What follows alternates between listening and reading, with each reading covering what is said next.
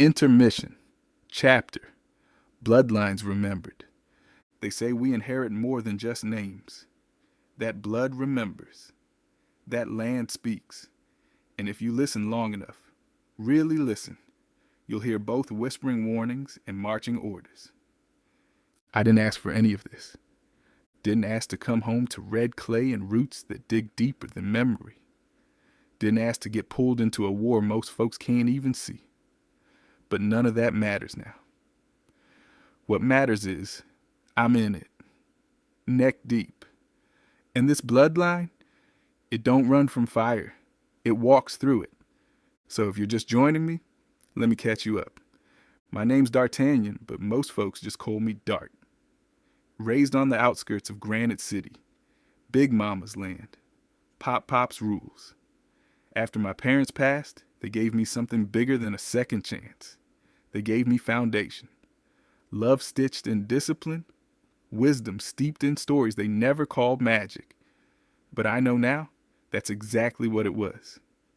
Granite City ain't just a name, it's prophecy. The land out here ain't dead, it's dreaming.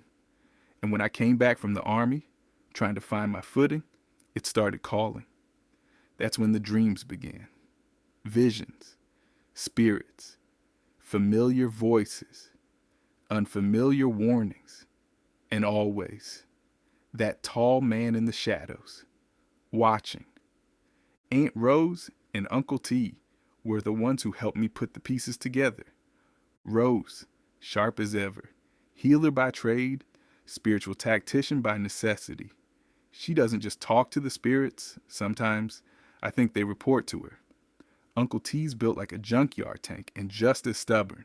Veteran, fixer, moonshiner. Man can tinker with guns, memories, or mechanical parts depending on what you need. They saw what was stirring before I did. Helped me awaken whatever's been locked in my blood since before I knew how to pray. I trained under them, physically, spiritually. Learned how to ward a room, how to listen to the land, how to protect what's mine when it ain't just bullets coming your way. Then came the first attack. A spirit beast, a familiar, twisted and stitched from pain and ritual, came for me in the middle of the night. I fought it off, barely, but the message was clear. I was being watched, hunted, and not just by spirits. A man showed up, smooth, precise, dangerous. The slick man. He ain't just a man, he's something else. Smells like politics and sulfur. Wears suits, but moves like shadow. He's been manipulating power in Granite City for longer than I can trace, using old magic and newer means. Feeding off fear. Off us. He offered me a place at the table. I refused. So he flipped it. Next came the trap.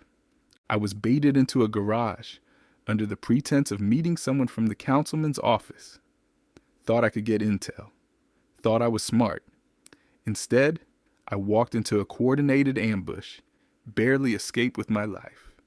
And while I was bleeding and fighting to get free, his goons went after my family.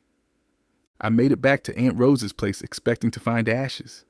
Instead, I found aftermath. Vehicles overturned, weapons scorched, bullet casings glittering in the dirt, and my uncle, shot but still standing, laughing about his still being destroyed. Rose was inside, healing the same men who came to kill her. And when I asked why, she said, "We don't harm what don't try to harm us. These ones drop their weapons. Their own turned on them." That stuck with me, just like everything else she said. The land protects its own. The spirits don't forget. You just have to remember. They were preparing me for something deeper, something ancient. But I'm realizing this fight ain't just about me. It's about all of us. Someone, something, is targeting people like us. Folks who carry root, who walk between the lines. And now I've got names, faces, paperwork stolen from one of their blacked out SUVs. It links back to the council. local government, blood rituals disguised as political meetings. There's a network, and I'm in their crosshairs. But I ain't running. So where are we now? I've been trained. I've been hunted. I've bled and buried. I've seen spirits rise. I've heard my ancestors whisper my name like a warning and a war cry. I've fought off familiars, unearthed secrets, and walked through gunfire. And I'm still here. Not because I'm chosen, because I'm willing. Because somebody has to be. So if this is your first time hearing this story, welcome. You can catch up. But just know, this ain't make-believe. This is real. This is us. And if you've been walking this path with me from the start, I thank you. Truly. Now sit a minute, breathe.